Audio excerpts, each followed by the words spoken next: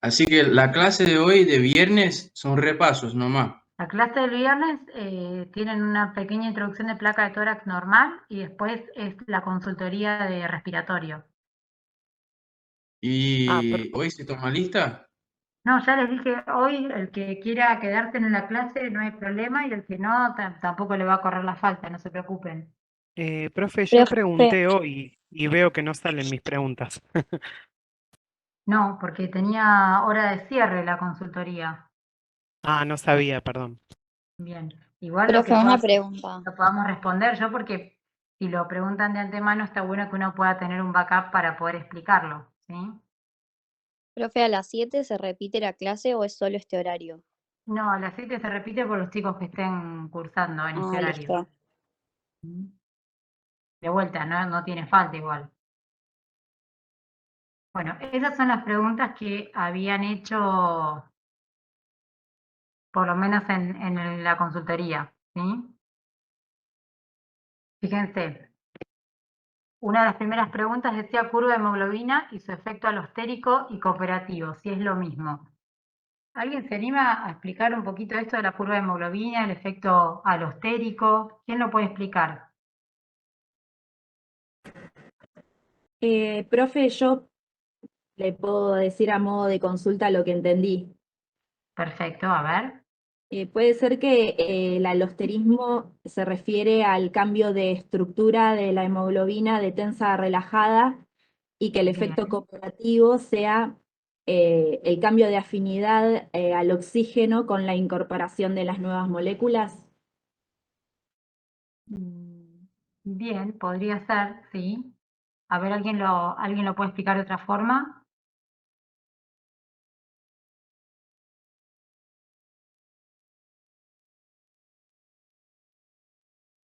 Que cooperativismo, yo había entendido eso, que ni bien ingresa, o sea, la primera molécula de oxígeno hace que después, al cambiar de conformación la hemoglobina y por los cambios de presión, empieza fácilmente a ingresar las próximas moléculas de oxígeno por la primera que entra. Perfecto, entonces fíjense, ¿qué es la interacción alostérica? Lo que dijo una compañera, es un cambio en la estructura de la proteína, en este caso de la molécula de hemoglobina, ¿sí? Siempre que hay un cambio estructural o funcional se refiere al alosterismo, ¿sí? Y la modulación alostérica, un tipo de modulación alostérica es la cooperatividad, ¿bien? Fíjense, dice, en ese modelo son interacciones, se me fue no me deja volver para atrás. ¿Vieron cambios alostéricos cuando vieron en ARTI1 la parte de proteínas, enzimas? Ahí está. Ahí se ve. Dice, en este modelo son las interacciones entre las subunidades las que favorecen la unión de un ligando al adyacente. ¿Sí? Puede haber cooperativismo positivo o cooperativismo negativo. En este caso, cuando es un cooperativismo positivo, la unión de una con otra favorece la unión del ligando. ¿Sí? Entonces, fíjense, en el caso de la hemoglobina, tenemos que cuando el hierro se desplaza hacia abajo, tira hacia abajo de la histidina. ¿Se acuerdan que era la zona de unión de la proteína con el grupo hemo? Era a través de la histidina. Eso hace que la hemoglobina pase del estado tenso al estado relajado, como habíamos visto antes. Bien, y acuérdense que cuando se unía al oxígeno, la hemoglobina no se oxidaba, sino que se oxigenaba o desoxigenaba. ¿Sí? Entonces eso hace que el hemo cambie de una forma convexa a una conformación plana, ¿bien? Y eso favorece la unión de las otras moléculas de oxígeno. Básicamente es eso, es un cambio en la forma que tiene la molécula de hemoglobina para favorecer la entrada de las moléculas subsiguientes de oxígeno.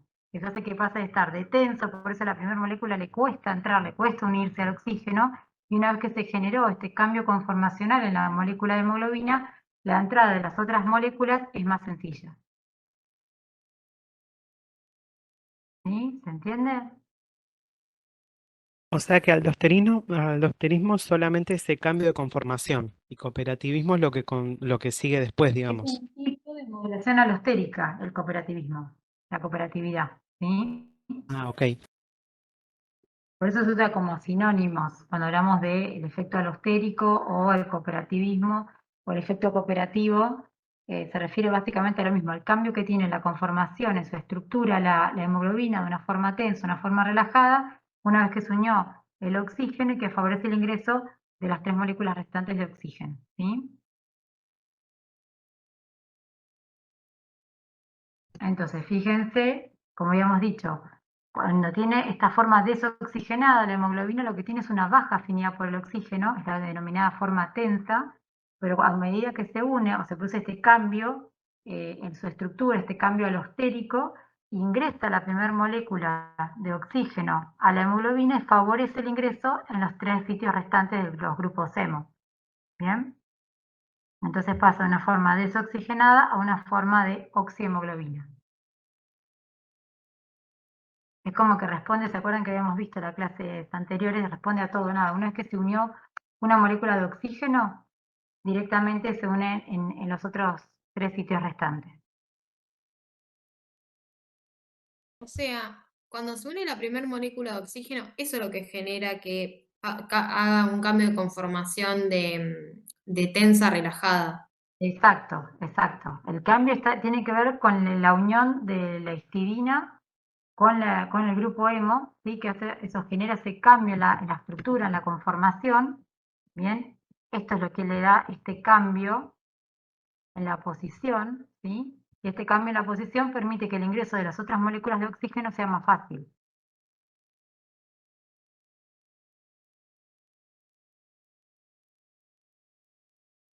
Como concepto básicamente es eso, ¿sí?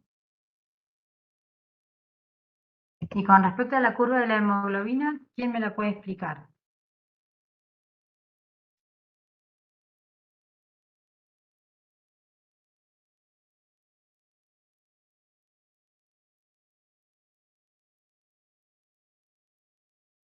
¿Qué es la curva de disociación de la hemoglobina?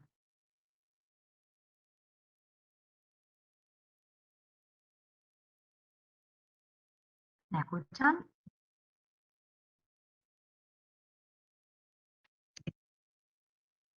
Escucho, profe. Sí, profe. Bien, ¿y quién se anima a explicarla? ¿Qué está representando? ¿Qué grafica esta curva? Es la relación La que tiene el presión, oxígeno con la y la hemoglobina. capacidad de unión. Perfecto, ¿sí? O sea, es la capacidad que tiene de unirse de manera reversible el oxígeno con la hemoglobina. ¿Bien? ¿Y qué características tiene esta curva?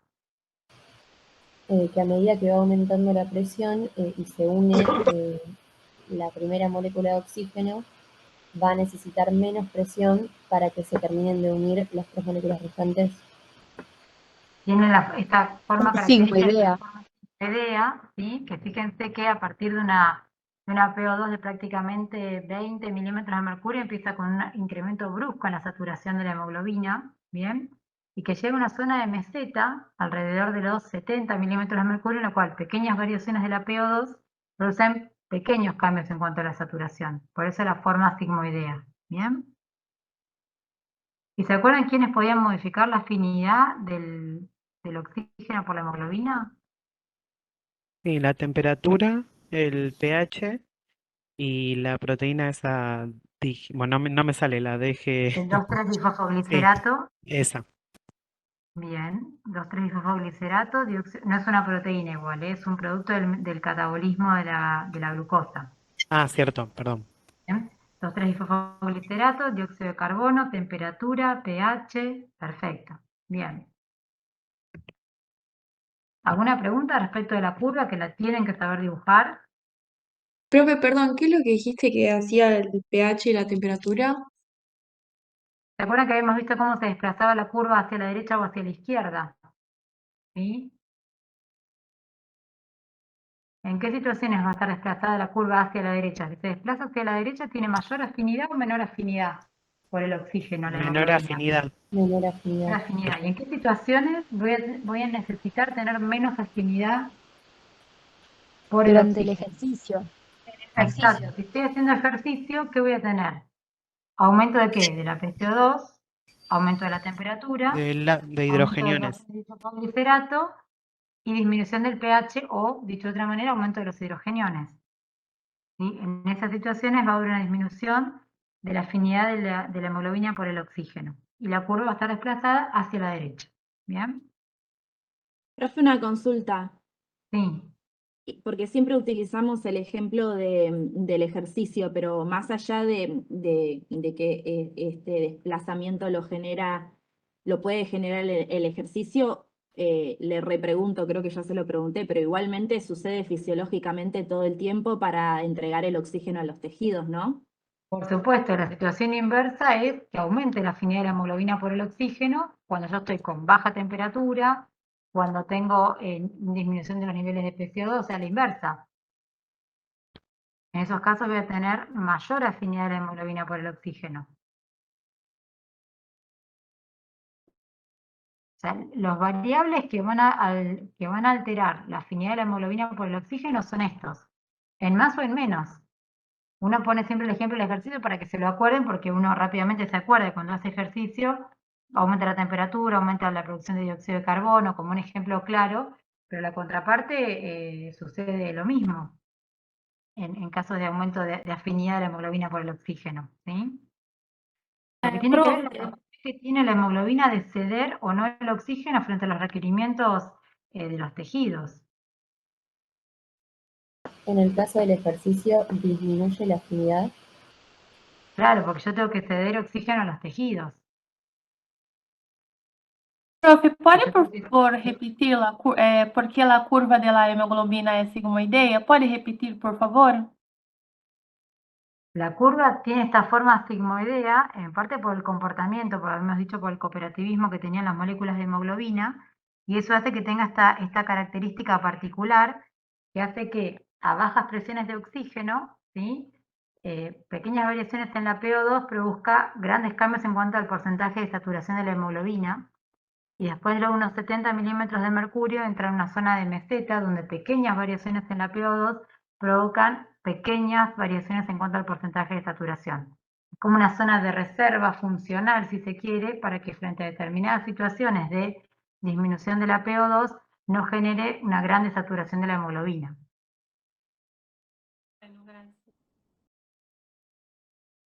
Profe, que había una pregunta también de eso, de el dióxido de carbono, o sea, compiten con el oxígeno, o justamente en esto, ¿no? De que uno cede y el otro, o no pueden ir en la misma Porque hemoglobina. el transporte del oxígeno y el dióxido de carbono no es el mismo. Uno habla de competitividad si los dos compitieran por el sitio de unión. Pero en el caso de la PCO2 es difusible, ya habíamos visto, muchas más veces más difusible con respecto al oxígeno, ¿sí? ¿Se acuerdan que eso lo habíamos visto?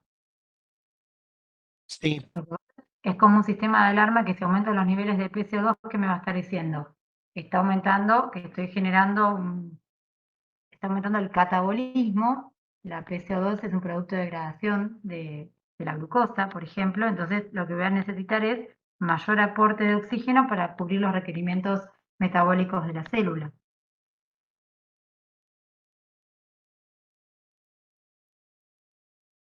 Bien.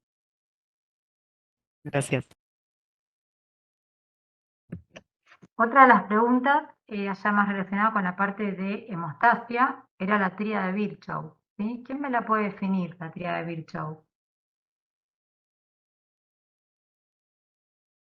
La triada de Virchow, profe, no es para los trastornos hemorrágicos. La de hemostasia No. está relacionada con el equilibrio. Perdón, en el teórico yo les puse un triangulito para trastornos hemorrágicos haciendo analogía con la tríada de Virchow, pero la tríada de Virchow es esto. Ojo con eso, no se confundan. Yo cuando armé el teórico, este año no se los di yo, pero seguramente han usado mis diapos. Hay un triángulo para hablar de hemostasia, pero haciendo analogía con la tríada de Virchow. En realidad la tríada de Virchow es una tríada escrita por este médico llamado Virchow, que lo que hace referencia es a los factores, a 3 factores, cuya presencia aumenta el riesgo de trombosis. ¿Sí? Esos 3 componentes de la tríada de Virchow son un estado hipercoagulable, bien, en caso de una lesión endotelial, o bien en situaciones donde hay una alteración en el flujo sanguíneo. Esos son los tres componentes de la tríada de Virchow. ¿Bien? Sí. ¿A quién se le ocurre algún ejemplo de un estado hipercoagulable? Un paciente que sufre tendencia a generar placas de ateroma. Eso es una aterosclerosis. La placa de ateroma, ¿qué componente de la tríada de Virchow estaría alterando? Ahí se estaría reduciendo la luz del vaso, se estaría estancando el flujo sanguíneo y también puede ser que por apilación, digamos, por la activación, digamos, de una actividad inflamatoria, puede ser que también lesione el vaso. O sea que vos podrías atribuírselo, por ejemplo, que genera una alteración del flujo Ah, sanguíneo esto ya lo vimos, ¿qué? por una obstrucción, ¿sí? O bien que generara, por lesión de la placa de ateroma, una disfunción endotelial, por ejemplo. Estaba grabando. Claro, puede ser una específicamente o quizás las tres relacionadas interviniendo en ese suceso también puede ser. Puede ser, es que habitualmente uno, cuando sospecha una trombosis, lo primero que uno piensa es si este paciente tiene factores que aumenten el riesgo de tener una trombosis. Entonces uno enseguida lo que piensa es, bueno, este paciente puede tener algún trastorno hemodinámico, algo que haya generado una estasis sanguínea. La causa más frecuente de estasis sanguínea es pacientes inmovilizados, ya sea por pacientes que no sé, han sido sometidos a alguna cirugía mayor, ¿sí? Entonces son pacientes que no se pueden deambular, son pacientes con alguna fractura, eso genera también la inmovilización, el uso del yeso, pacientes que han hecho viajes prolongados, viajes de 12 horas en avión, en colectivo, en auto, todo eso favorece la estasis sanguínea. ¿Qué otra situación me va a favorecer la estasis sanguínea? En caso de varices o pacientes con edad avanzada, ¿sí? Pacientes con insuficiencia cardíaca, todo eso me va a favorecer que haya una alteración en el flujo sanguíneo, ¿bien? Entonces yo pienso, bueno, mi paciente puede llegar a tener una alteración del flujo. ¿Qué otra causa voy a pensar? Si tiene alguna lesión o alguna injuria endotelial, ¿sí? ¿En qué situaciones puede haber injuria endotelial? Como vos decías bien, pacientes con aterosclerosis, pacientes que han sido sometidos a cirugía, pacientes con cuadros sépticos, pacientes que han sido utilizado catéteres, pacientes cursando algún cuadro de vasculitis. De todas esas situaciones donde puede haber una injuria del endotelio, también me va a aumentar el riesgo de trombosis, ¿sí? ¿Y qué otras situaciones aumentan el riesgo por una alteración propiamente dicha de la coagulación? ¿Se les ocurre alguna? La disminución del plasminógeno. La disminución del Plasminógeno. plasminógeno, bueno, pues puede ser una causa. ¿Qué otra causa muy frecuente que seguramente lo han escuchado, que aumenta el riesgo de trombosis? El aumento de plaquetas. Podría ser. Anticonceptivos. Podría ser. La ¿Qué cosa? obesidad. Sí, la obesidad yo lo atribuiría más en caso de estasis sanguínea, porque hay una alteración del flujo. Una causa muy frecuente es el embarazo, ¿sí? Porque genera un estado protrombótico, aumenta el estado hipercoagulable. El uso de anticonceptivos, ¿sí? Hay pacientes de riesgo que no pueden utilizar anticonceptivos por mayor riesgo protrombótico, o el uso de terapias hormonales, ¿bien? Otra causa frecuente que uno a veces tiene que sospechar cuando aparece un cuadro de trombosis es las enfermedades oncológicas, y el cáncer es una situación que aumenta el riesgo de trombosis también. ¿El Después cáncer están aumenta el riesgo de trombosis, profe, por Sí, la viscosidad de la sangre? sí, es multifactorial en realidad, pero siempre que uno encuentra un estado, paciente que tiene un trombo, uno puede sospechar, descartando las otras causas, que puede haber un estado, digamos, de alguna patología oncológica que genera este estado procoagulante, Ok, gracias. ¿sí? Después, bueno, los que son alteraciones o trombofilias propiamente dichas, por ejemplo, la mutación del factor 5, ¿sí? Que se conoce como factor 5 Leiden, la hiperhomocisteinemia, todas esas son patologías, digamos, hereditarias, en las que había un aumento del riesgo de trombosis por alteraciones o estados trombofílicos, ¿sí? El factor lúpico, hay montones de factores que se asocian con un mayor riesgo de trombosis. Pero básicamente entonces si les preguntamos qué es la tríada de Virchow, la tríada de Virchow justamente representa los 3 factores que se asocian con mayor riesgo de trombosis. ¿Cuáles son esos 3 factores? Estos que aparecen acá. Alteración del flujo sanguíneo, un estado hipercoagulable, ¿sí? O bien infuria endotelial. Y poder decir algún ejemplo de alguno de ellos. ¿Bien? Eso se ha preguntado varias veces como pregunta de examen. Profe, te hago una consulta respecto a hemostasia, Sí, ¿puede ser? sí. Había, no me acuerdo muy bien, pero a ustedes habían hablado del dímero D y de algo más, si no me equivoco, empezaba con W, pero no me acuerdo qué era, lo tengo como anotado, pero no me acuerdo, era propio de la hemostasia, viste que el dímero D era para saber lo de los trombos, y el otro no me acuerdo de qué era y quedó la pregunta ahí. Con W lo único que se me ocurre es el factor de von Willebrand. Ay, no sé, bueno, después voy a averiguar bien, ¿se puede seguir poniendo preguntas en el repaso? Sí, igual si no también está la clase de las 7 de la tarde y de última está la clase del viernes. Ah, ok, bárbaro, listo, gracias, ¿Sí? perdona. Pero en cuanto a las pruebas de laboratorio era esto, el dímero D como marcador de formación de trombo. Bárbaro, sí, sí, lo del dímero D lo tenía, pero me falta uno que no me acuerdo el nombre, ahora después me voy a fijar bien, gracias. No, de nada.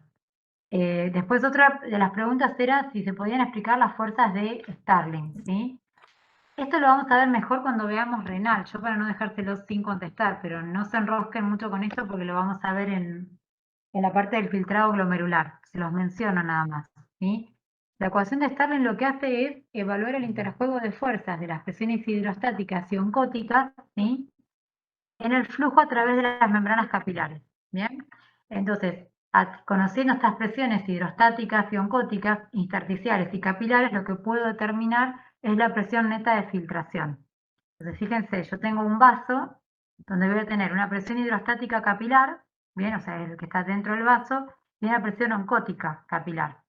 Y a su vez voy a tener una presión hidrostática intersticial y una presión oncótica intersticial. Del interjuego de la diferencia entre estas presiones va a determinar una filtración. En términos generales vamos a tener 2 fuerzas que ayudan a que salga el líquido desde el capilar hacia el intersticio y 2 fuerzas que se oponen, o sea que lo que intentan hacer es meter el líquido desde el intersticio hacia el capilar. ¿Bien? ¿Cuáles van a ser las fuerzas que tienden a que el líquido salga? Por un lado tenemos la presión hidrostática del capilar, ¿bien? Y por otro lado la presión oncótica del intersticio. Mientras que las que tienden a meterlo dentro del intravascular van a ser la presión hidrostática del intersticio y la presión oncótica del capilar. Pero ya les digo, esto lo contesto porque lo preguntaron, pero lo vamos a ver en más detalle en la parte de renal, ¿sí?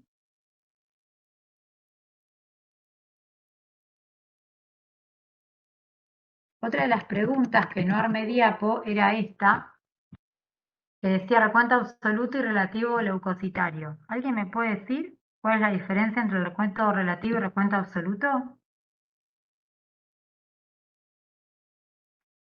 Sí, bueno, sí es lo que entendí. El recuento absoluto de leucocitos es la suma de todos los leucocitos de los glóbulos blancos. Sí. Que bueno, ahora no me acuerdo la cantidad, pero el recuento relativo es justamente el porcentaje de cada leucocito que ocupa ese recuento total de leucocitos. Por ejemplo, no sé, el recuento relativo de los neutrófilos es tanto, el de los monocitos y así muy Perfecto. Entonces, criollo. cuando hablamos de recuento absoluto, nos referimos a un número total. El valor normal oscila entre 4.500 y 11.000 glóbulos blancos, ¿sí? Y de ese valor total, valor absoluto, yo voy a tener un porcentaje de esa fórmula que va a corresponder, como decía bien el compañero, a monocitos, polimorfonucleares, eosinófilos, Compañera, basófilos. Perdón. Va a depender de una u otra forma cómo están distribuidos este valor absoluto, ¿sí? En porcentajes, ¿bien? Entonces, si yo les doy, por ejemplo, un valor absoluto de leucocitos, puede ser que les haga calcular, tirándoles algunos valores, qué porcentaje de esos leucocitos corresponden a monocitos, eosinófilos, basófilos. ¿Se entiende? Uno habla del porcentaje del valor total, ese es el recuento relativo, y el otro es el valor absoluto. ¿Sí?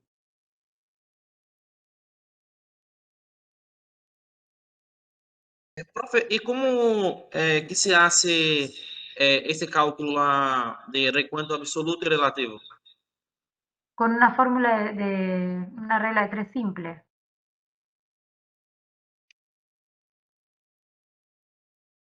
Yo puede ser que te dé el valor absoluto de glóbulos blancos y te dé un porcentaje. Con regla de 3 simple vos me podés calcular cuál es el valor absoluto de ese tipo de leucocitos. Sí, igual. Y el ejemplo que tiene en la bibliografía, un ejemplo. El recuento absoluto, creo que es 7.000, igual estaba. Y los neutrófilos, 62%. Yo pego estos 7.000 y hago una regla de 3 con ese Claro, vos 62. tenés 7.000 leucocitos, es el 100%, el 62% X. Esa X va a ser el valor absoluto de esos, de ese tipo de leucocitos que vos tenías el porcentaje. Vale, gracias. ¿Sí?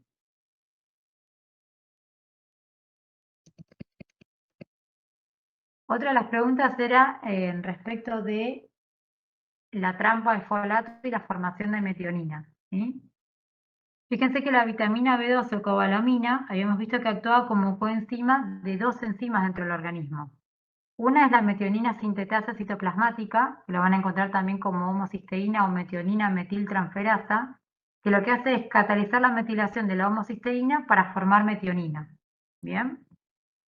Y la otra función que tiene como cofactor la cobalamina es actuar como coenzima de la metilmalonil coenzima A reductasa, que lo que hace es catalizar la conversión del metilmalonil coenzima A en succinil coenzima A dentro de la mitocondria. Esas son las dos funciones que tiene la cobalamina. ¿Bien?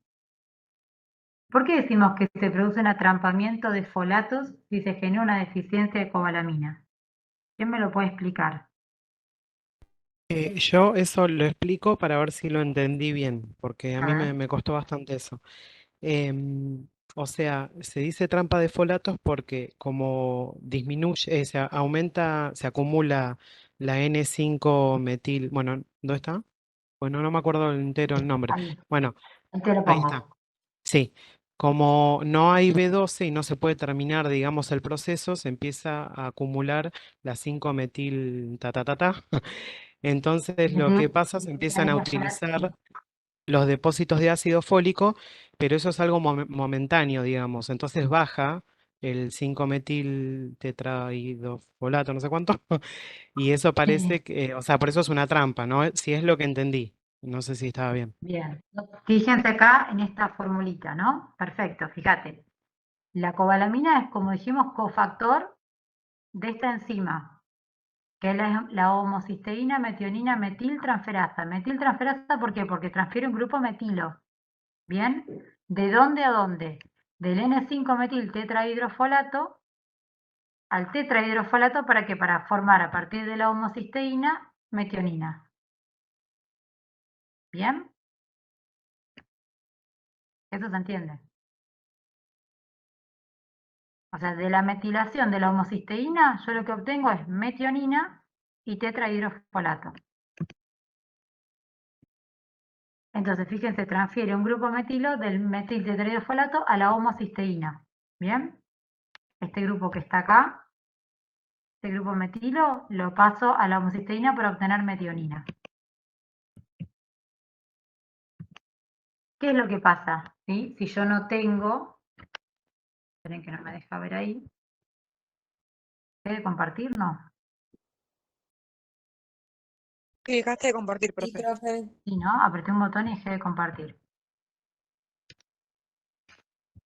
Acá.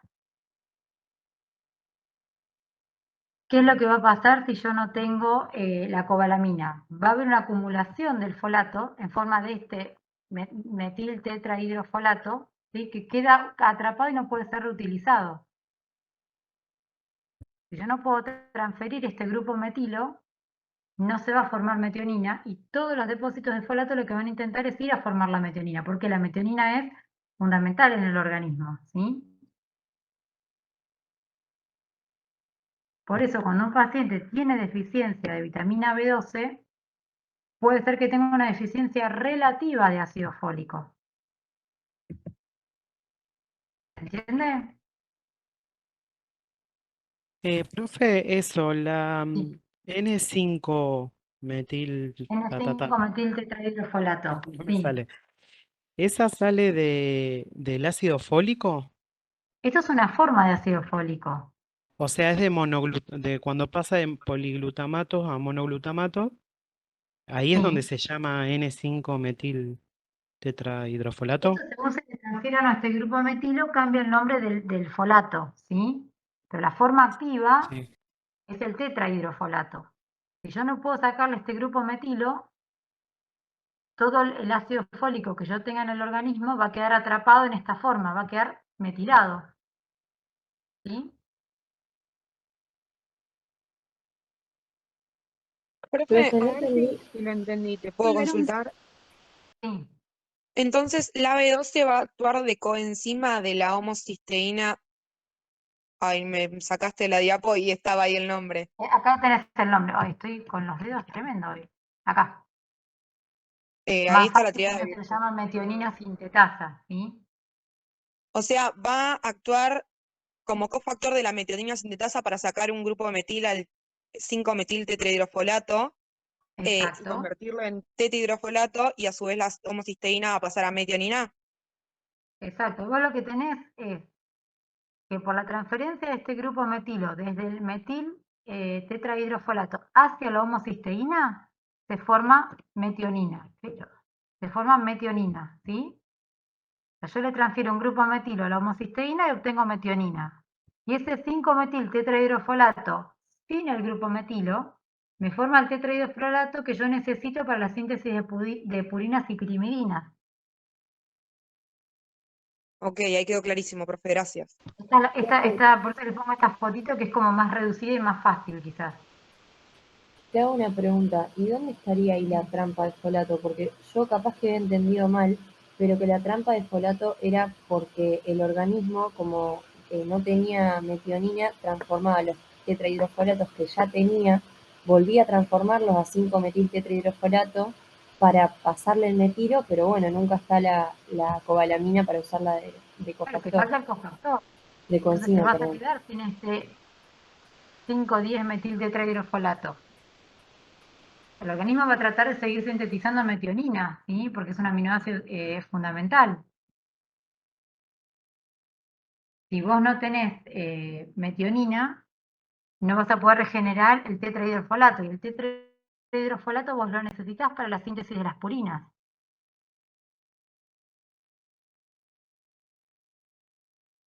Claro, no entiendo lo que dice abajo del 5,10 metileno tetrahidrofolato.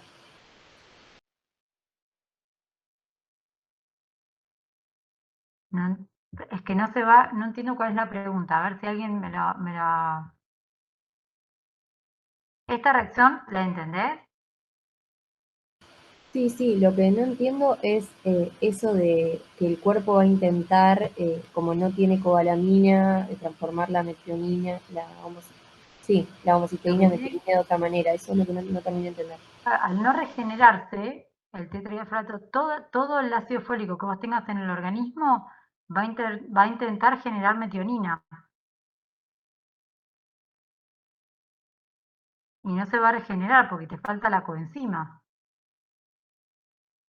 O sea, todos los depósitos que vos tengas de folato los va a usar para formar metionina, ¿sí? A expensas de utilizar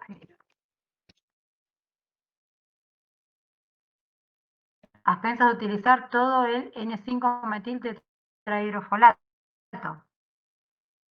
O sea, los depósitos que voy a querer usar van a ser en forma de 5,10 metileno ¿Quiere explicar la tetrahidrofolato. deficiencia de B12? ¿Cómo?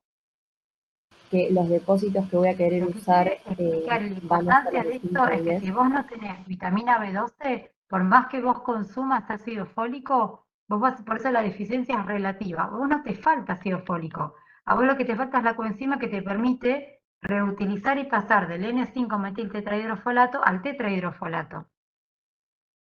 No es que te falte folato, pero si no podés catalizar esta reacción, entonces todo el folato que vos tengas lo vas a utilizar para sintetizar metionina.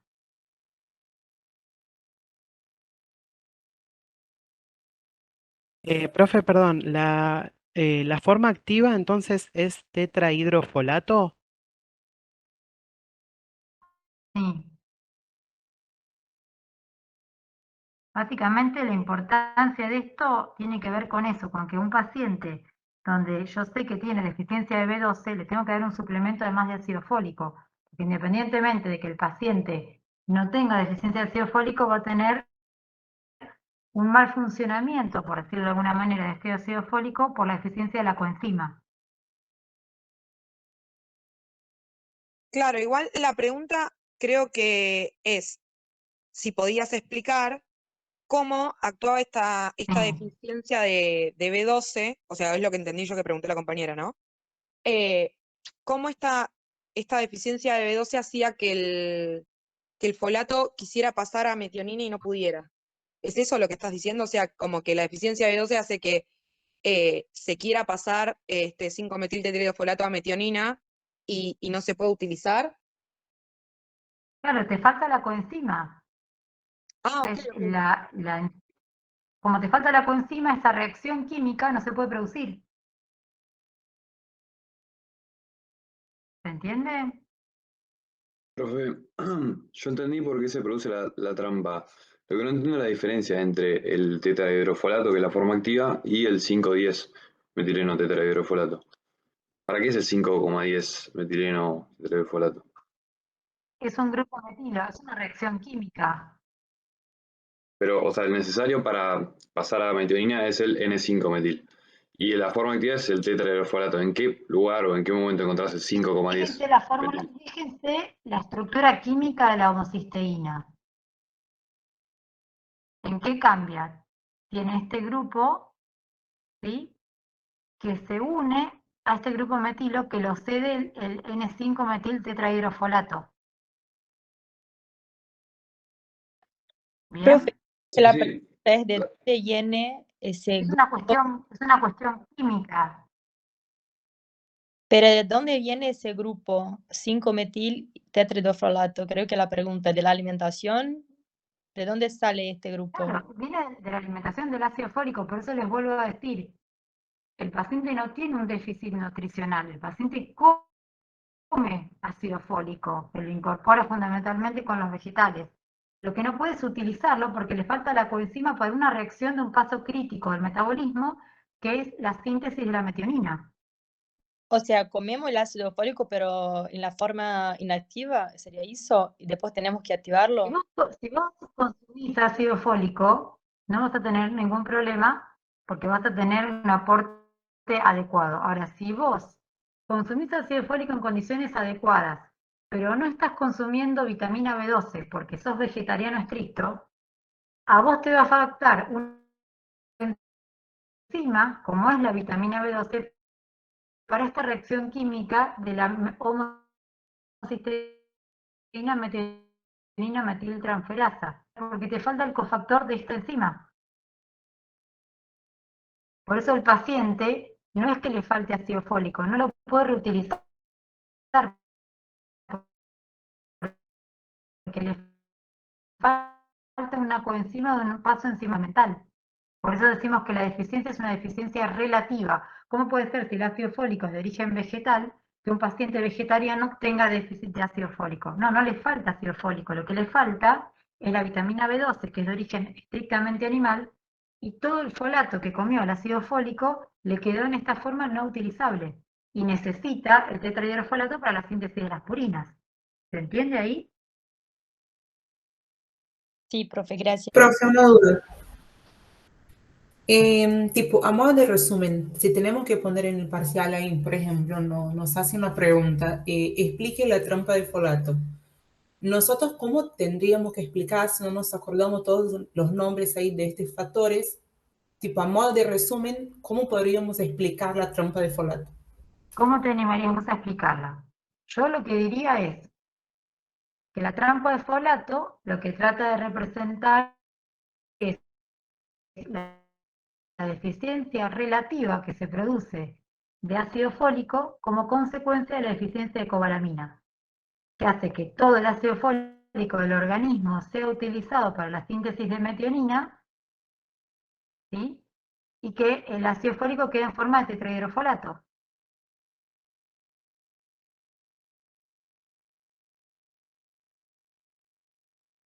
Eso a O sea, modo el de 5, cuentita sin entrar en mucha terminología bioquímica.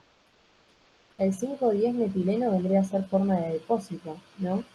Entonces el 5,10-metileno en esa trampa tiene que ser pasado a N5 Claro, no se y nunca va a regenera. poder pasar a tetrahidrofolato. No puede pasar al tetrahidrofolato. Entonces estaría bien que describiéramos la trampa de los folatos como eh, o sea, sin la coenzima que es la B12, no puede haber de homocisteína, no se puede pasar a metionina, y por lo tanto el folato queda acumulado. Claro, queda atrapado en forma, exacto. O sea, si pongo eso en el examen está bien, ¿no? Porque es más o menos Estaría lo que bien. entendí. Ya cuando me voy a nombres muy particulares o cosas más tipo queda acumulado y no pasa de tetrahidrofolato a metionina y se acumula el tetrahidrofolato y pasa, ya ahí me confunde mucho. Bien. Pero bueno, el concepto se entiende. O sea, lo que genera en realidad es la deficiencia de esta coenzima para esta reacción química. Sí, profe, y que se acumula por eso el N5-metil tetrahidrofolato, ¿no? ¿Se entiende ahí?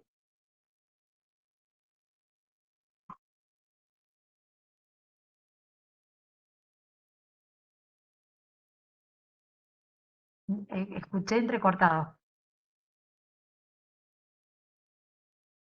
No, nada, nada. ¿Estamos bien ahí?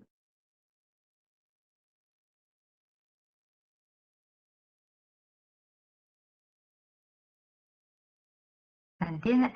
No me quiero poner a desglosar las fórmulas químicas porque ustedes no tuvieron bioquímica. Esto es un año de bioquímica, es una materia de segundo año de bioquímica. Pero el concepto general y global, más que nada, ¿por qué? Porque es un concepto que desde el punto de vista práctico, clínico, es necesario tener en cuenta que un paciente que es un vegetariano estricto, ojo, que si tiene déficit de B12, puede estar, más allá de que coma lechuga o espinaca todo el día, o sea, uno piensa folato, follaje verde, que va a tener ácido fólico, bueno, puede tener deficiencia relativa por esta cuestión bioquímica, ¿sí?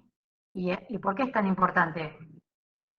Porque el 5,10-metileno tetrahidrofolato es lo que necesito para la síntesis de ADN, para la síntesis de las purinas, ¿sí? Entonces la deficiencia de B12 ácido fólico que iba a producir un tipo específico de anemia, que era la anemia megaloblástica.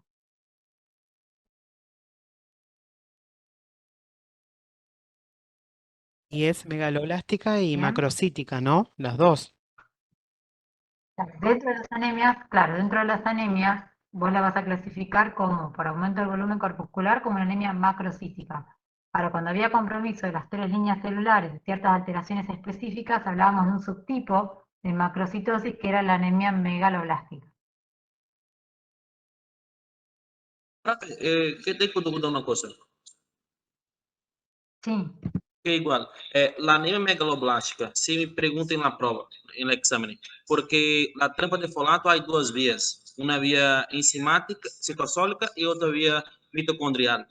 Pero la anemia megaloblástica só não é consequência da via mitocondrial? No, en realidad se refiere a la deficiencia de ácido fólico en general. No es una discriminación de una vía mitocondrial o citosólica.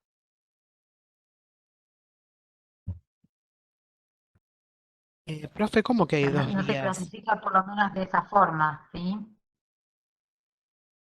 Sí.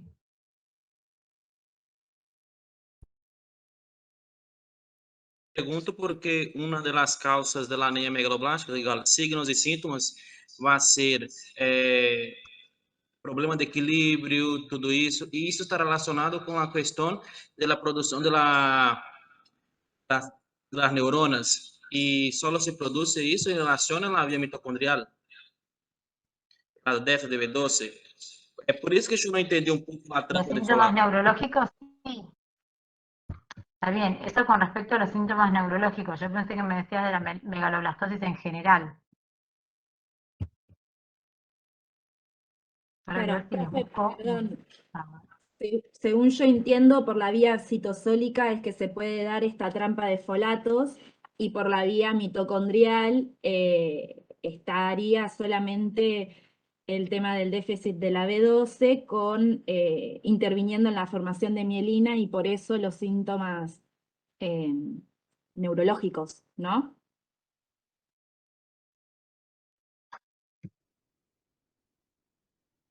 Exacto. Los neurológicos, igual, ojo, se cree que es no hay certeza al respecto. Profe, ¿se escucha cortado o soy yo que escucho cortado? Yo también, yo pensé que era yo. Sí, yo también escucho cortado. Sí, se escucha todo entrecortado.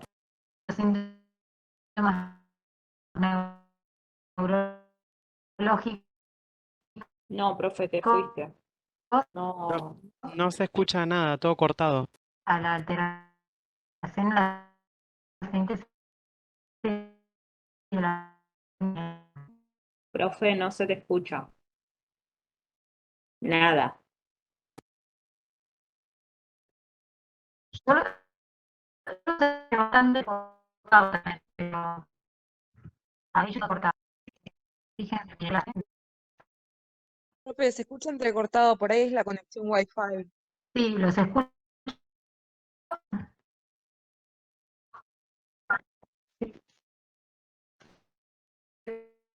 ¿Me escuchan mejor?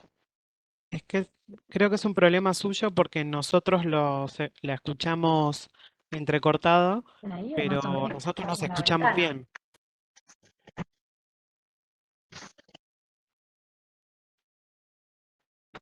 Capaz que soy yo. A ver. Esperen que me fijo de moverme con la computadora hacia otro lado.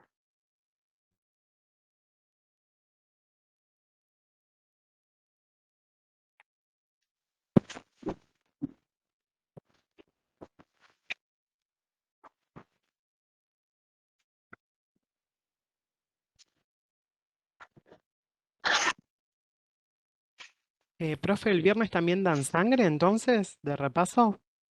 No, el viernes es respiratorio. Ah, ok. Esperen que, a ver, ahí se escucha mejor. Un poco mejor, Sí, profe. por ahora sí. Me acerqué a donde tengo el aparatito para la extensión de internet. A ver. Sí, Profe, los mejor. aparatitos de internet, para que no te vuelva a pasar, tienen que Ahí estar a está 1 metro mejor. de altura para que te llegue bien la señal a todos lados. Te aviso porque lo aprendí hace poco y si no se te corta la señal. ¿Cómo es el consejo que no escuché? Que los aparatos ¿Cómo tipo lo o extensores de señales tienen que estar a por lo menos 1 metro de altura, 1 metro, 1 metro y medio, para que la señal abarque más espacio de la casa. Así no se te corta.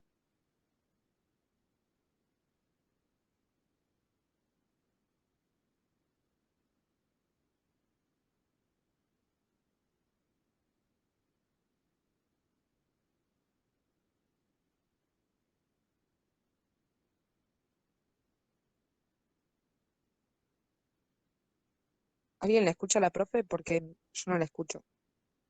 No, bolas, le diste ese consejo y se terminó de ir.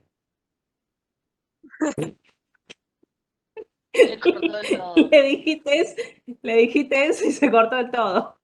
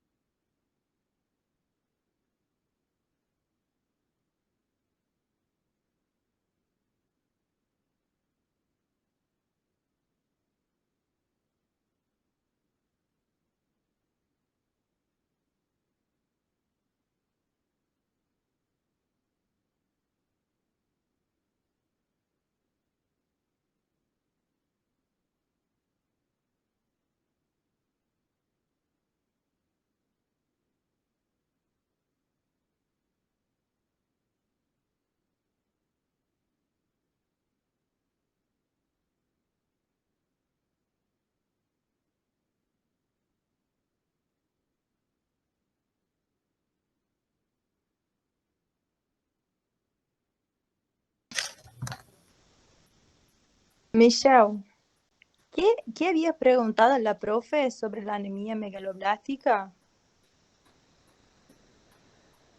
Es porque la trampa de ¿Ahí me folate hay dos escuchan? vías. Sí, se escucha ¿Ahí se mejor. escucha? Me conecté a otra red. Sí, ¿Ahí me estamos Sí. mejor? Bien. Me Yo te- conecté a la extensión de la red de mi casa. Ahí parece mejor. A ver. Michelle, Es porque la trampa de folato hay dos vías, una vía citosólica y una vía mitocondrial. Y una de las cosas que, los signos y síntomas da anemia megaloblástica é confusão mental, desequilíbrio, e isso está relacionado com a via mitocondrial. Por isso, eu perguntei se é mais relacionado com a vitamina B12 do que ácido fólico, a via mitocondrial, no caso. sí. Yo Los síntomas entiendo de tipo neurológico.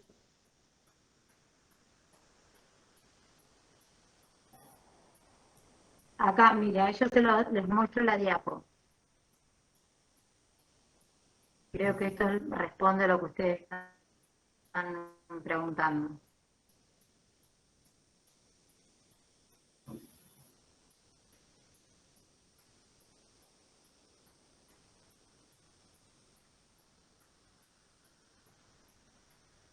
¿Ahí están viendo? yo todavía no. No, profe, no estás compartiendo todavía.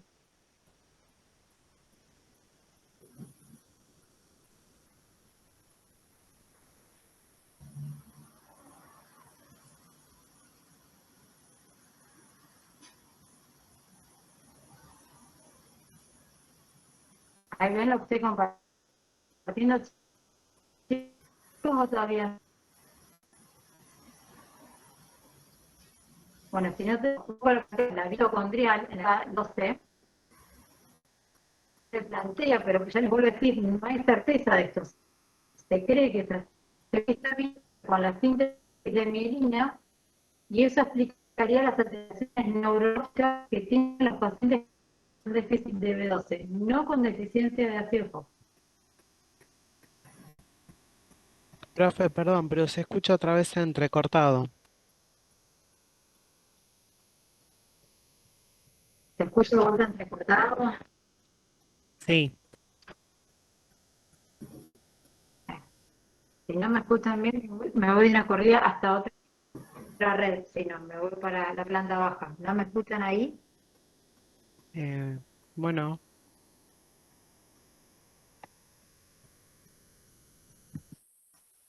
Esperen que me cambio de red.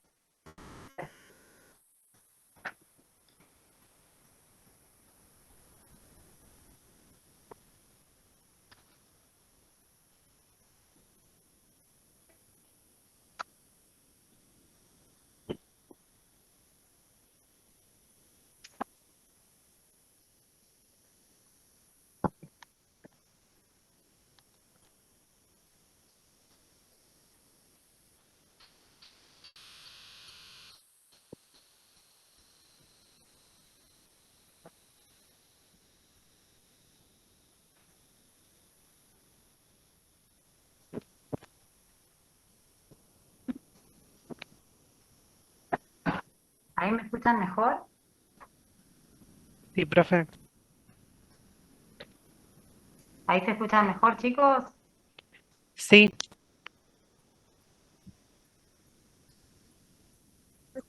¿Están pudiendo ver la pantalla que estoy compartiendo? sí, profe.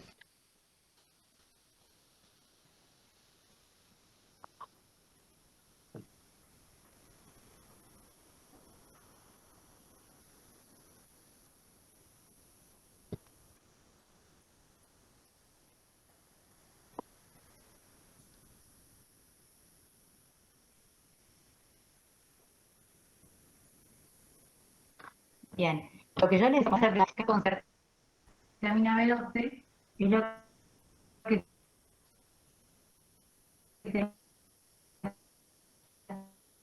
que Profe, perdón, se escucha otra vez entrecortado. No sé por qué será, pero no se te escucha nada. Bueno, por lo menos tendría síntomas como chupete del guapo, ¿no?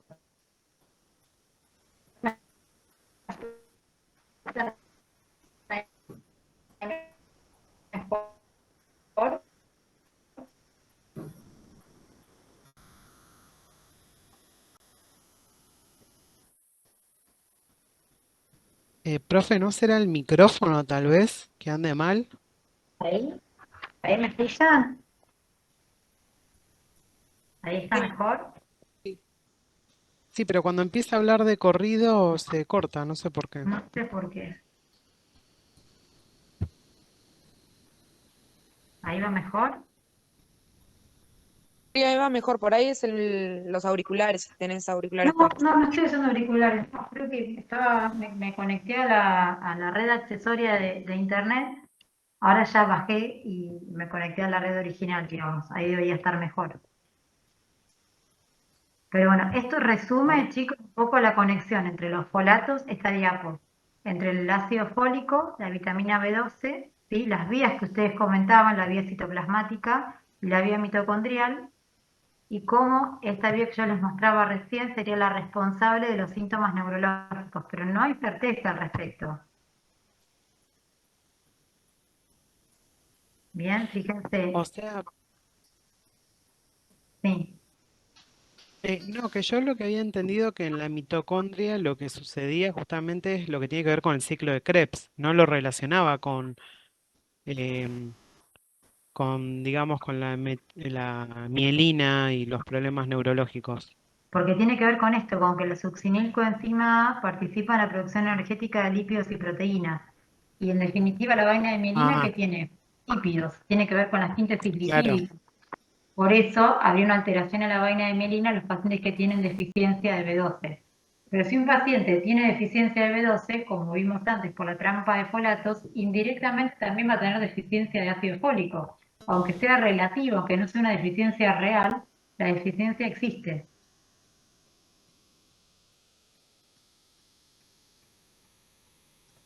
Claro. ¿Sí? Y algo que preguntaban ahí en el chat era que entonces la trampa de folato solo se da en la vía citosólica. En la vía citosólica.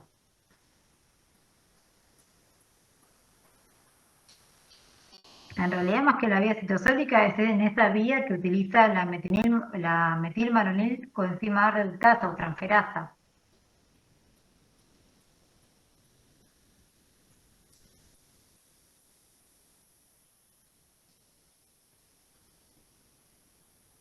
Creo que la diapo donde está resumido es acá. Sí, hoy estoy tremenda. Profe, pregunta, ¿nos podía subir este Power para dejar en Compost? Respuesta, sí. Igual esto no lo tuvieron cuando dieron B12. Esto resume, chicos, en qué participa la B12. ¿Sí? Si ustedes lo quieren desglosar así en citosólico o mitocondrial. Actúa como coenzima a nivel citosólico, ¿sí?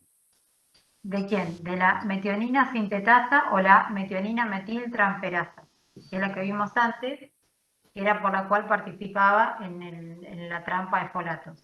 ¿Bien? Y por otro lado, a nivel mitocondrial, actúa como coenzima de la metilmalonil coenzima A reductasa. ¿Se acuerdan que el succinil-CoA, seguramente cuando lo vieron en ARTI 1, es una pieza fundamental en el metabolismo de los lípidos, de los hidratos de carbono, ¿sí? Y por eso, indirectamente, a través del metabolismo de los lípidos, es que puede verse alterada la síntesis de mielina. Y los síntomas neurológicos que se le atribuyen a la deficiencia de ácido fólico, ¿sí? Profe, una pregunta. Sí. Vos habías hablado de suplementación, puede ser que si tenía una deficiencia de vitamina B12 también se tenía que suplementar con folato. Pero si nosotros vemos que hay una deficiencia de B12, ¿también es necesario suplementar con folato aunque haya folatos como propensos a ser utilizados? Tipo, porque la deficiencia sería relativa, ¿no? Claro, pero si vos no tenés el cofactor, que es la cobalamina, hace que vos el folato que tengas no sea disponible, no esté disponible para usar. Y ese folato que habíamos visto en esa forma del 5,10 es el que vos utilizás justamente para la síntesis del ADN, la síntesis de purinas. Claro, pero si está, pero no puede ser utilizado, ¿por qué también hay que suplementarlo? Claro, porque vos no lo podés reutilizar y vos necesitas suplementar con la cobalamina, y hasta que eso se regenere, digamos, no vas a tener una respuesta óptima clínicamente del paciente, vos vas a tener una deficiencia relativa de ácido fólico. Ah, el suplemento sería con la forma ya activa que se puede utilizar, sería. El paciente que tiene déficit de B12, directamente se le da el suplemento B12 y ácido fólico. Si no, la Bueno, está ahí. respuesta al tratamiento va a ser parcial, ¿sí?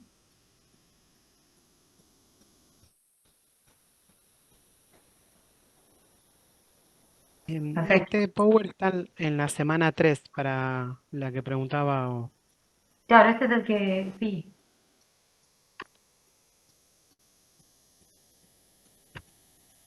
Después, no sé si había más preguntas me parece que no.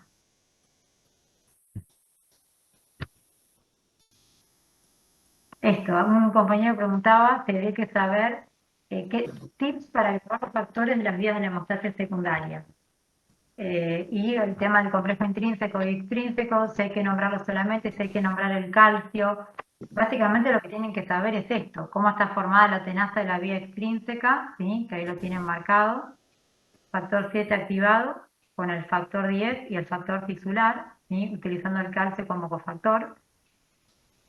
Esa es la tenaza de la vía extrínseca. ¿Cómo está formada la tenaza de la vía intrínseca? Fíjense, factor 8 activado, factor 9 activado, el sustrato es el factor 10 y el calcio como cofactor. Después tenemos el complejo protrombinasa, que está formado por el factor 10 activado, el factor 5 y la protrombina, ¿sí? Que lo que degrada es la conversión de protrombina en trombina. ¿Para qué? Para catalizar la síntesis de fibrina.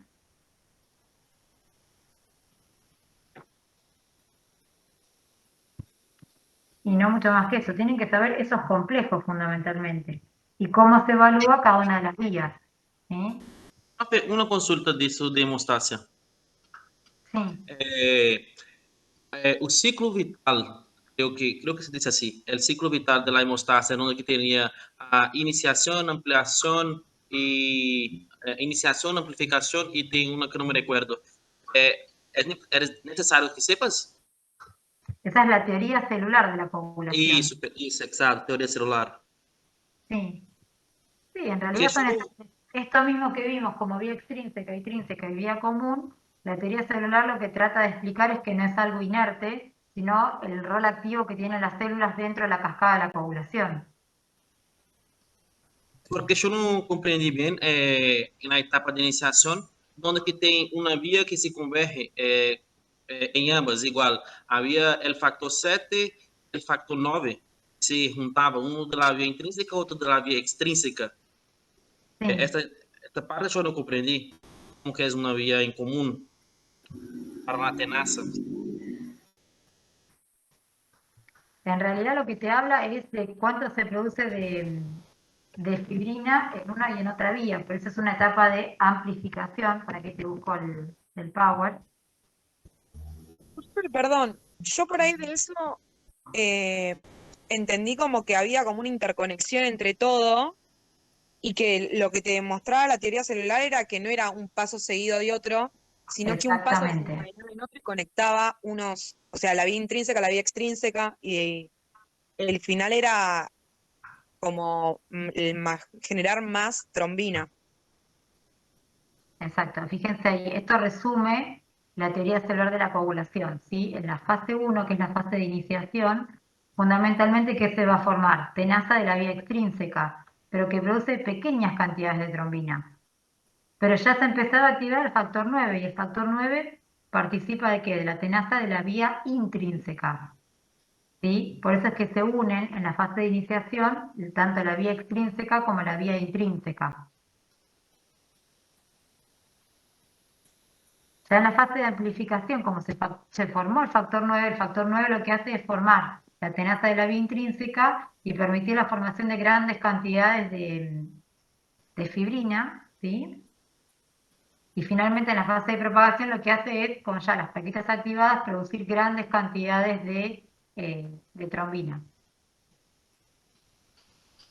Y te hago una consulta, la pequeña formación de trombina que había en la fase de iniciación era la que activaba el factor 5 y el factor... Esa es de la tenaza extrínseca. Del factor tisular con el factor 7. Claro, generaban o sea, una pequeña cantidad de formación de trombina había en la fase de iniciación. Exacto. Y en esa fase de iniciación que generaba poca cantidad de trombina servía para activar el factor 5 y el factor 8. Lo que activa es el factor 9 y ese es el punto de conexión entre la vía extrínseca y la vía intrínseca. ¿Y de dónde sale la trombina que activa el factor 5? ¿Cómo, perdón? Porque viste que el factor 5, si no me equivoco, por ahí me estoy equivocando mucho, pero me parece que el factor 5 y el factor 8 eran como cofactores. No quiero decir un bolazo, pero eran como dependientes de trombina. Para que se activen necesitaban trombina para pasar de factor 5 a factor 5 activado y poder unirse. En realidad lo que hacen es actúan como cofactores de la vía.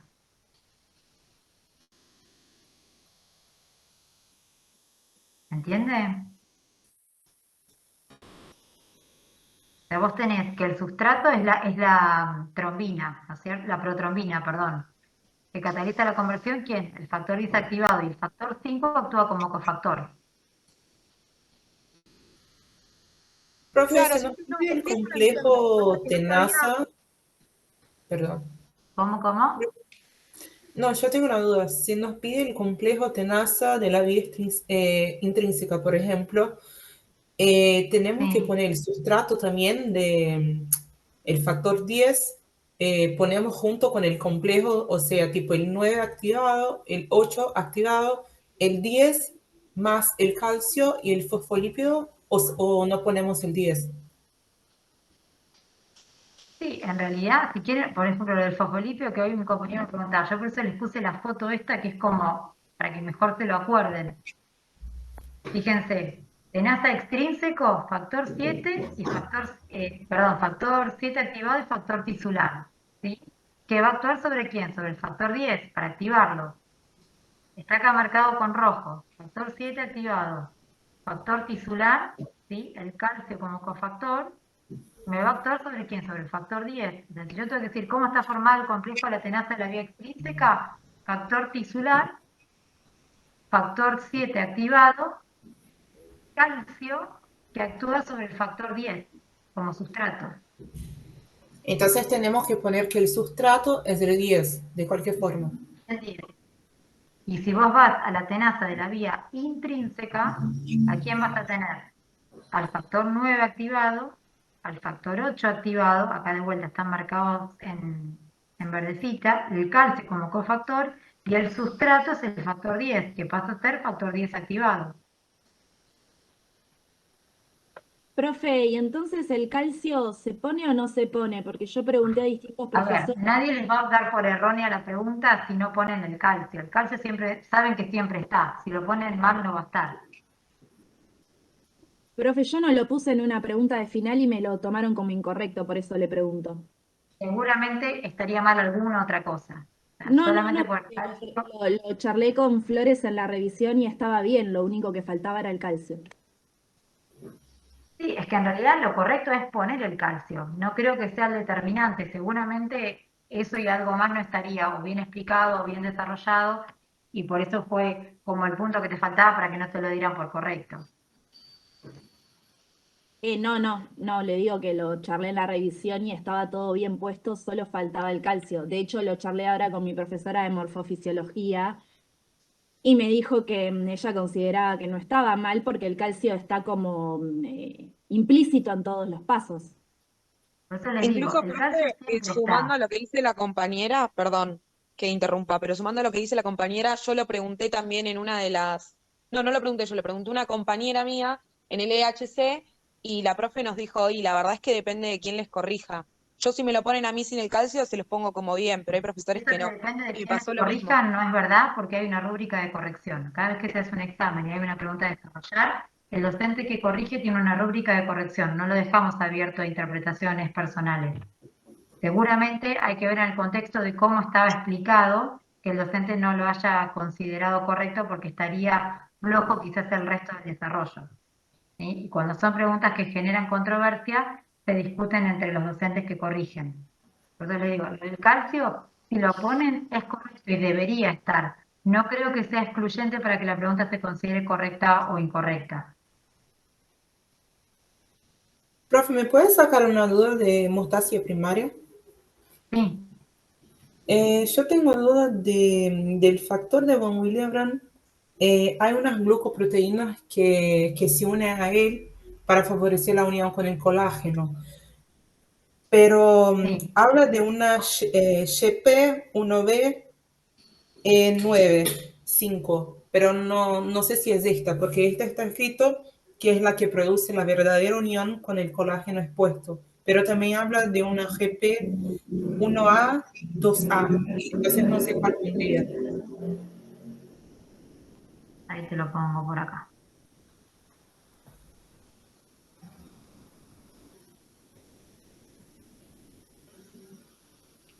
No están viendo, ¿no? No. Acá. No, profe. Ahí estoy compartiendo. Se ve el factor de von Willebrand, ¿sí? Lo que hace es unirse a la glicoproteína 1B59.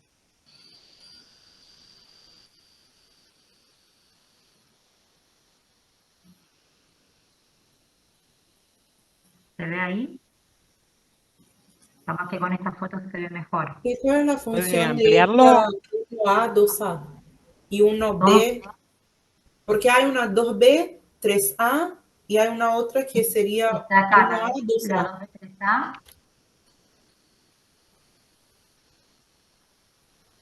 La glicoproteína 2B3A es lo que permite la agregación plaquetaria, es la unión plaqueta a plaqueta.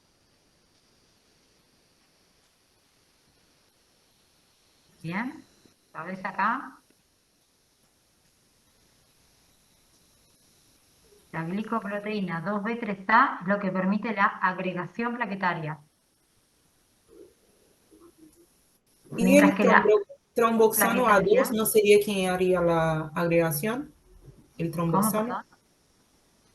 No, pero acá estamos viendo de quiénes son las glicoproteínas que participan en la agregación plaquetaria.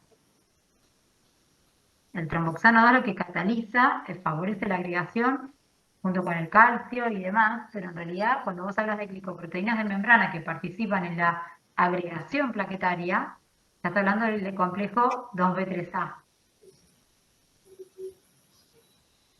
Y fíjate que acá tenés el factor de von Willebrand que permite la adhesión de la plaqueta con el colágeno subendotelial a través de esta glicoproteína de membrana que es la 1B59. Entonces vos tenés adhesión plaquetaria a través del factor de von Willebrand con la glicoproteína 1B59, permite unión de la plaqueta al colágeno subendotelial. Y a su vez la agregación plaquetaria, la unión plaqueta a plaqueta, que lo hace a través de la glicoproteína 2B3A.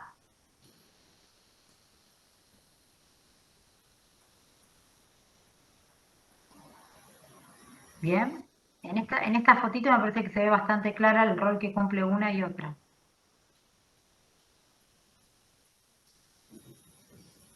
En el videito se ve cómo el tromboxano A2, como la endotelina, todos favorecen la adhesión plaquetaria, pero las glicoproteínas que participan en esta función son estas dos.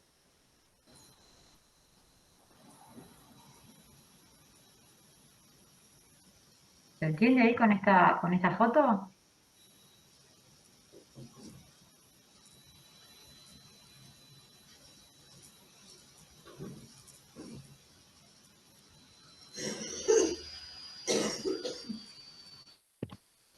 ¿Se vio ahí, chicos?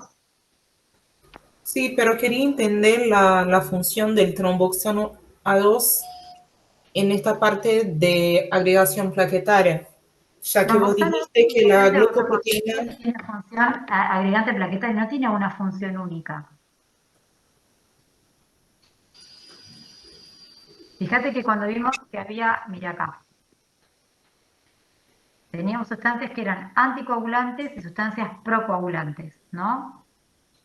Fíjate que dentro de los factores que intervienen entre los factores procoagulantes, tenés el factor de von Willebrand, el factor activador plaquetario, plaquetas, el tromboxano A2, el factor tisular, todas son sustancias con efecto procoagulante, que tienen su contrapartida a nivel de un endotelio sano, dado por la proteína C, la proteína S, las prostaciclinas, el óxido nítrico, la trombomodulina, la antitrombina 3. De este equilibrio entre los factores protrombóticos y antitrombóticos es que se produce o no la trombosis.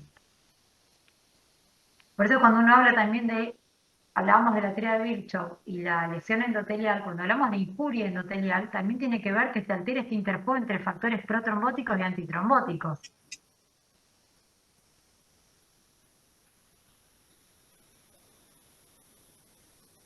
Van a ver que el tromboxano, por ejemplo, es un potente vasoconstrictor, además de favorecer la trombosis.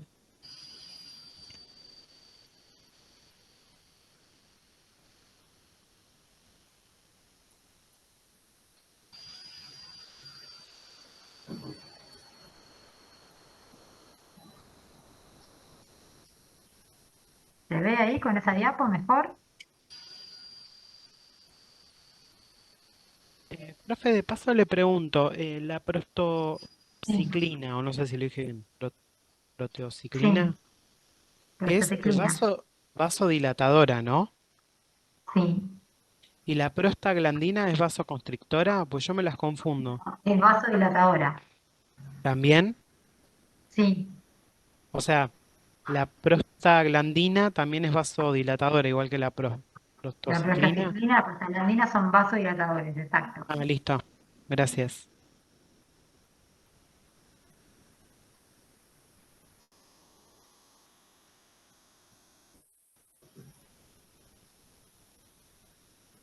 No sé si hay preguntas en el chat.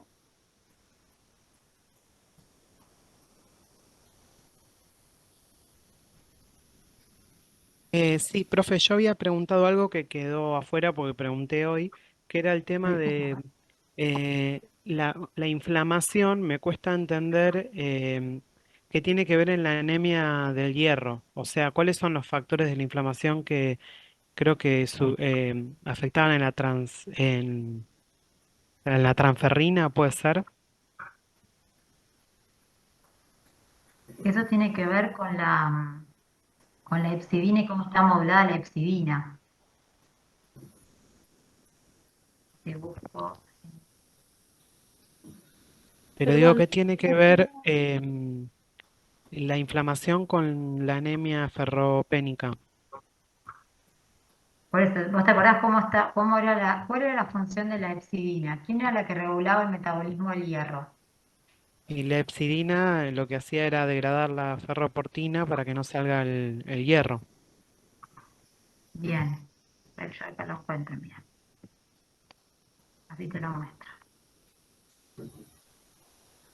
Porque también Tengo mencionaba por algo de ejemplo, la interleucina 6, que no sé por eso, no sé qué tiene que ver. No tendrá que ver con el aumento de la acá, ferritina. fíjense. Acuérdense Como, que la hepcidina lo que hacía era regular, era como el termostato del cuerpo que lo que permitía era regular la absorción. ¿Se acuerdan que si no había una sobrecarga y que el hierro podía ser tóxico? ¿Sí? Entonces, si hay una regulación positiva de la hepcidina, ¿qué pasaba? Disminuía la absorción del hierro. ¿Por qué? Por degradación de la ferroportina. Entonces, en cuadros de inflamación, ¿qué es lo que va a pasar? Aumentan los niveles de interleucina 6, que por esta vía de señalización JAK lo que hace es aumentar la expresión de la hepcidina, ¿para qué? Para disminuir la absorción del hierro. Por eso en los procesos crónicos inflamatorios los pacientes tienen deficiencia de hierro. Ah, ok, no me acordaba esta diapo. Bien, esta está igual en el seminario. Sí, sí, pero leyéndolo de la guía no se ve que no tenía esto a Yo mano, igual entonces les no me había dado acordaba. una lectura complementaria, ¿se acuerdan? La lectura complementaria es textual esto, para ir siguiéndolo, porque las diapos están hechas en función de eso. A veces es mucho Sí, más fácil, gracias. a veces es mucho más fácil mirar la imagen y recordarlo así que el texto, que es bastante más engorroso.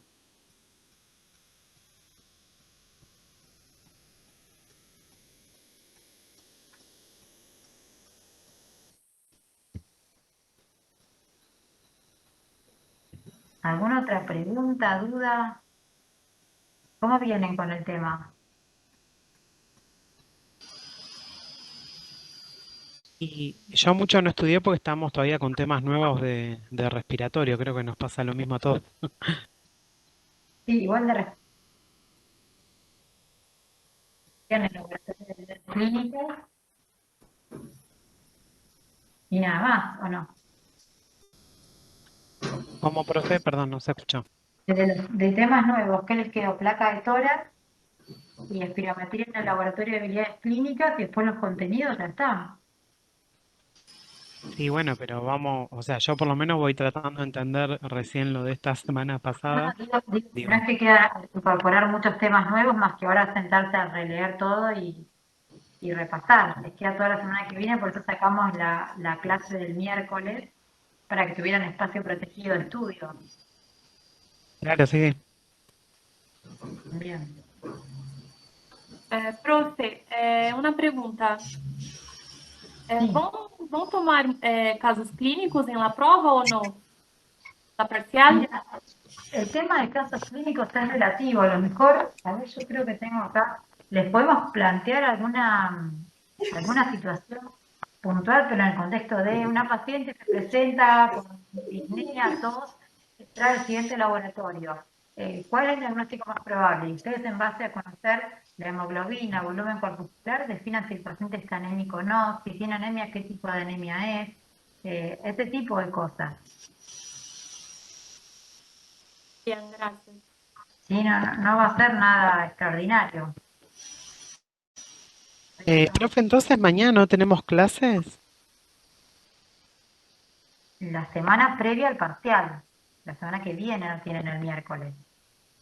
Ah, está bien, sí, tenía anotado eso. Pensé que Clase estaba mal. normalmente. A ver, miren acá.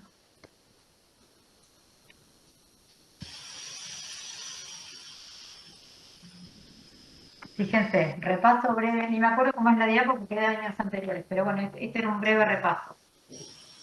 ¿Cómo se definía anemia? Como la disminución de la concentración de la hemoglobina por debajo del segundo desvío estándar respecto a la media para sexo, edad, hábitat y estado fisiológico. ¿Sí? ¿Cuál era el valor de hemoglobina normal? Acuérdense, de 13 a 16 gramos por decilitro en el hombre, de 12 a 15 gramos de decilitro en la mujer, y en el caso del embarazo, por debajo de 11. Estos son los valores que tienen que saber. ¿Bien? Esos son los valores o puntos de corte que tienen que conocer para el parcial. ¿Para qué usamos los índices hematimétricos? Para caracterizar la anemia. ¿Sí? ¿Cómo la podemos caracterizar? Según el volumen corpuscular medio, que es el volumen promedio de un glóbulo rojo, ¿cómo podía ser la anemia? ¿Se acuerdan? Microcítica o Según el volumen corpuscular, ¿cuál era el punto de corte? ¿Se acuerdan? Era de 80 a 100. centolitros, sí. ¿Era microcítica o macrocítica?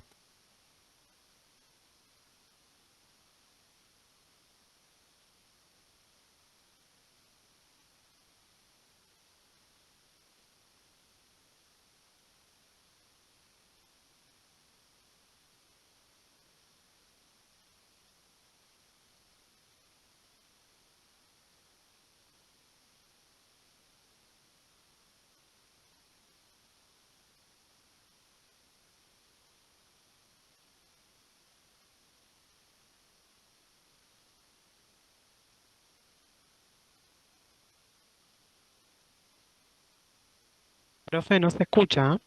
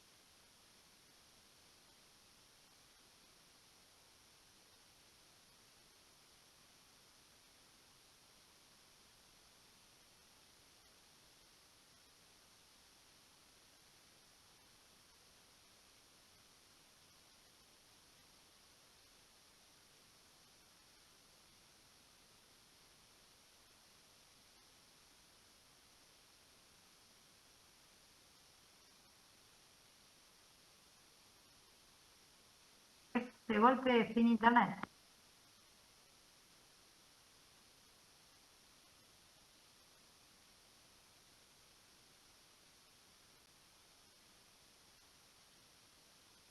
¿Ahí me escuchan de vuelta? Sí, sí, profe. De golpe me quedé sin internet. Hasta acá llegaron, ¿no? No, profe, nos quedamos en la caracterización de las anemias. ¿Hasta esta la vieron? No, cuando recién arrancaba, la primera diapo. Me quedé hablando sola como una... ¿Hasta acá llegaron? ¿Hasta acá? profe. Me quedé hablando sola, buenísimo. Bueno, según los índices hematimétricos, las anemias podían clasificarse según el tamaño del glóbulo rojo, ¿se acuerdan? En macrocíticas, microcíticas o normocíticas, y según la concentración de la hemoglobina corpuscular media en hipocrómicas o normocrómicas. Obviamente lo que le va a dar la coloración al glóbulo rojo es la cantidad de hemoglobina que tengo, ¿bien? Entonces, ¿cómo calculábamos el volumen corpuscular medio? Como el hematocrito por 100 dividido las dos primeras cifras de glóbulos rojos. ¿Qué valores eran normales? Entre 80 y 100 femtolitros. ¿Bien? Si yo tengo un glóbulo rojo que es menor de 80 femtolitros, voy a hablar de una microcitosis. ¿Cuál es el ejemplo típico de una anemia microcítica? La anemia por deficiencia de hierro. ¿Bien? O las talasemias, por ejemplo. ¿En qué situaciones voy a tener normocitosis? Cuando el volumen corpuscular medio es de entre 80 y 100 femtolitros. Ejemplo típico, las enfermedades crónicas o la insuficiencia renal. Y en caso de macrocitosis, cuando el volumen corpuscular medio es mayor a 100 femtolitros, los ejemplos más típicos son los que estuvimos viendo, deficiencia de vitamina B12 o ácido fólico. ¿Bien? Según la hemoglobina corpuscular media, voy a tener anemias que pueden ser hipocrómicas cuando tienen poco contenido de hemoglobina, glóbulo rojo, ¿sí? El ejemplo típico de hipocromía, ¿cuál va a ser? La deficiencia de hierro, ¿bien? O las anemias normocrómicas cuando la hemoglobina corpuscular media está entre 28 y 32 picogramos, ¿bien? Según el recuento de reticulocitos, a su vez las anemias podían ser regenerativas o periféricas, o arregenerativas o centrales. ¿Cuándo van a ser arregenerativas? Cuando me falta sustrato para poder producir la eritropoyesis, ¿sí? Por ejemplo, en caso de deficiencia de B12, ácido fólico o hierro, o está ocupada la médula ósea para que se produzca una correcta eritropoyesis. Y van a ser anemias regenerativas cuando voy a tener una ruptura prematura de los glóbulos rojos, por ejemplo, las anemias hemolíticas, o en caso de que haya sangrado o pérdida. Obviamente que si la hemorragia se perpetúa en el tiempo, voy a empezar a consumir el sustrato necesario y la anemia va a pasar a ser anemia ferropénica o anemia por déficit de ácido fólico y demás. Pero en la etapa aguda de la hemólisis y de la hemorragia, la anemia va a ser regenerativa. ¿Cómo voy a hacer la aproximación clínica de un paciente con anemia? Voy a empezar por el interrogatorio, el examen físico y los métodos complementarios de laboratorio, ¿sí? Clínicamente, ¿qué va a tener el paciente? ¿Cuáles van a ser los signos y los síntomas de anemia? La fatiga, la debilidad, la palidez cutánea mucosa. El paciente puede tener palpitaciones, dolor torácico, cefalea, quelitis angular, ¿sí? Uñas quebradizas. La quelitis angular es la típica boquera, ¿sí? Que se corta como al costado de la boca. Inflamación o dolor de la lengua. ¿Bien? Entonces, cuando yo tengo sospecha clínica que un paciente está anemia, además de los signos y síntomas, voy a tratar de averiguar ciertos antecedentes personales o poner en el contexto clínico del paciente. ¿Para qué? Para tratar de establecer la posible etiología de esa anemia, ¿sí? Entonces, fíjense, los índices hematimétricos y el recuento absoluto de reticulocitos lo que me van a permitir es clasificar morfológicamente a la anemia, ¿bien? Y frente a un cuadro de anemia es importante distinguir si van a estar comprometidas las otras líneas celulares, o sea, si además hay leucopenia y plaquetopenia. ¿Por qué? Porque me van a permitir orientar el diagnóstico, ¿bien? Entonces, ¿qué determinaciones específicas me van a permitir la confirmación diagnóstica? Fíjense, en caso de que la sospecha sea de una anemia ferropénica, la base del diagnóstico, ¿cómo le iba a hacer? A través de los parámetros del metabolismo de sangre periférica. ¿Se acuerdan que lo habíamos visto? ¿Sí? Este es un cuadro a modo de resumen. Si yo tengo un paciente con anemia, lo que voy a ir a ver es cómo está el volumen corpuscular y cómo va a estar la hemoglobina corpuscular media. Si está disminuida, ¿qué voy a sospechar? Una anemia ferropénica, ¿sí? Si el volumen corpuscular está normal, ¿qué voy a ir a ver? ¿Cómo está el recuento de reticulocitos? Si está aumentado, me habla de hemólisis o de hemorragia. Y si está disminuido, lo que voy a sospechar es que es una anemia de tipo A regenerativa, que puede ser por deficiencia de B12, ácido fólico o enfermedades crónicas, ¿sí? Si yo tengo un volumen corpuscular medio que va a estar aumentado, ¿qué voy a ir a ver? ¿Cómo están las otras líneas celulares? ¿Sí? Leucopenia o si hay trombocitopenia. Y en esos casos, ¿qué voy a pensar? ¿Deficiencia de B12 o ácido fólico? Fíjense, esto es como un algoritmo por una aproximación diagnóstica de las posibles etiologías de la anemia en base a los índices hematimétricos y al recuento reticulocitario, y así hay un no compromiso de las otras líneas celulares. Esto es modo resumen de todo lo que estuvimos viendo en sangre. ¿Se entiende? Sí, profe, en una talasemia, ¿también voy a tener afectados los reticulocitos? En general, los pacientes con talasemia lo que tienen es una forma defectuosa de la hemoglobina. Entonces, habitualmente lo que tienen es hipocromía y microcitosis, pero el resto de las líneas celulares no van a estar afectadas y los reticulocitos van a estar normales. Porque en realidad es una cadena de la hemoglobina defectuosa. Claro. ¿Sí? Esto fíjense que lo habíamos visto cuando vimos anemia, cómo iban a estar la ferritina, la saturación de la transferrina. Esto se acuerdan cuando leímos al principio, cuando vimos metabolismo del hierro. Esta diapo lo resume todo. En la anemia ferropénica, ¿cómo va a estar? La saturación de la transferrina y la ferritina van a estar bajas, lo mismo que la ferremia, la concentración de hierro en sangre. Y el que va a estar tratando de transportar desde los depósitos va a estar aumentado, el transportador que es la transferrina.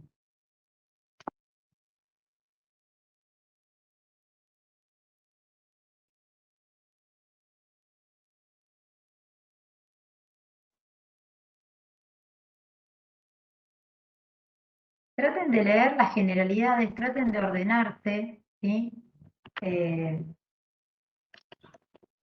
Traten de distinguir las anemias según sean el volumen corporal, que son microcíticas, normocíticas, que son hipocrómicas, ejemplos de cada uno de los tipos de anemia, ¿sí?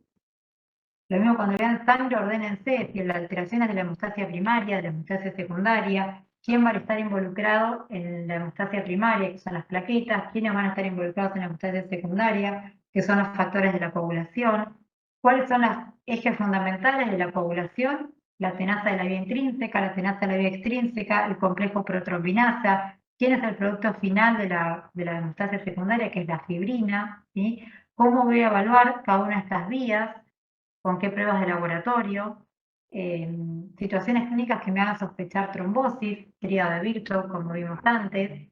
En caso de los glóbulos blancos o leucocitos, qué tipo de leucocito va a estar incrementado, cómo va a estar desviada la fórmula leucocitaria, en base a si es una infección parasitaria, viral, bacteriana.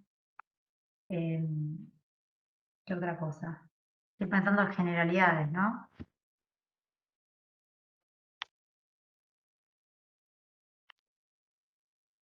Con respecto al metabolismo de, perdón, las anemias por déficit de B12 y ácido fólico, recuérdense, muy importante, cuál es el origen de cada uno de estos alimentos, que la cobalamina es de origen estrictamente animal, que el ácido fólico es de origen vegetal, ¿sí? Entonces, si yo tengo un paciente vegetariano, ¿qué voy a sospechar clínicamente? Que va a tener deficiencia de B12, y acuérdense la deficiencia de B12 podría traer aparejada la deficiencia relativa por la trampa de folatos del ácido fólico, ¿sí? Si el paciente tiene síntomas neurológicos, como vimos antes, voy a pensar que tiene deficiencia de ¿qué? ¿De ácido fólico o de B12?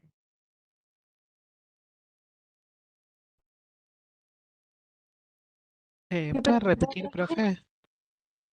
Si yo tengo un paciente que tiene una anemia macrocítica y dentro de la macrocitosis tiene una anemia de tipo megaloblástica, están comprometidas las 3 líneas celulares con los polimorfos polisegmentados, todas las características de la megaloblastosis. Si el paciente tiene, o en la descripción del caso clínico yo digo que el paciente tiene sintomatología neurológica, ¿qué voy a pensar que tiene? ¿Déficit de B12 o de ácido fólico? De B12. De B12, por lo que charlábamos recién, ¿sí?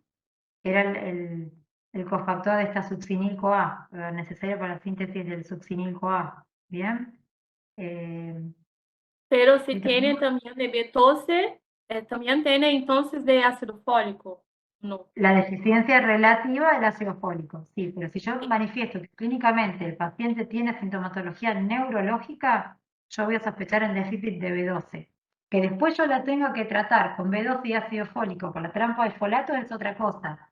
Pero yo voy a sospechar que la deficiencia clínicamente va a ser de B12. ¿Sí? Profe, así como a grandes rasgos se podría decir, como para aspectarnos un poco en el parcial, si hay síntomas neurológicos es B12, si hay pancitopenia es B12 y ácido fólico. Claro, porque hablas de una megaloblástica. Sí, gracias. A ver, cuando uno plantea a un paciente que hace una dieta vegana, recuerden también los depósitos, cuánto duran, ¿sí? De vitamina B12. Entonces, después de, si el paciente es vegano hace un mes, los sustratos duran como 4 años. Entonces, no voy a tener una deficiencia de B12 porque hace un mes es vegano. Si yo planteo que una paciente en edad fértil con menstruaciones abundantes tiene anemia, ¿qué voy a pensar enseguida? Que voy a tener una anemia por deficiencia de hierro, ¿sí? Sí, profe, se la persona, por ejemplo, é vegetariana, é vegana, e hace un tiempo, después de cuánto tiempo que la persona é vegana, vegetariana, ella empieza a tomar... Por lo menos unos 4 años, va a depender de los depósitos de cada uno, pero en realidad los depósitos de B12 duran mucho tiempo.